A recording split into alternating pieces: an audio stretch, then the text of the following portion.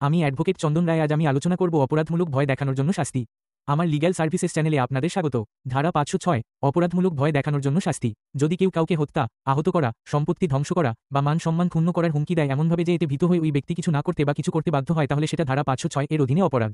শাস্তি দুই ভাগে বিভক্ত। এক, সাধারণ অপরাধমূলক ভয় দেখানো, সিম্পল ক্রিমিনাল ইন্টিমিডেশন, দণ্ড সর্বোচ্চ 2 বছর পর্যন্ত কারাদণ্ড অথবা জরিমানা অথবা উভয়ই। দুই, গুরুতর ভয় দেখানো যেমন হত্যার হুমকি, দণ্ড সর্বোচ্চ 7 বছর পর্যন্ত কারাদণ্ড এবং জরিমানা। আমার লিগ্যাল সার্ভিসেস চ্যানেলটি সাবস্ক্রাইব করুন। ধন্যবাদ।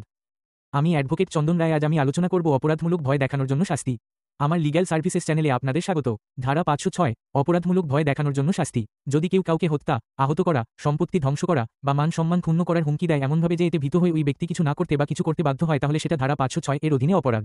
শাস্তি দুই ভাগে বিভক্ত। এক, সাধারণ অপরাধমূলক ভয় দেখানো, সিম্পল ক্রিমিনাল ইন্টিমিডেশন, দণ্ড সর্বোচ্চ 2 বছর পর্যন্ত কারাদণ্ড অথবা জরিমানা অথবা উভয়ই।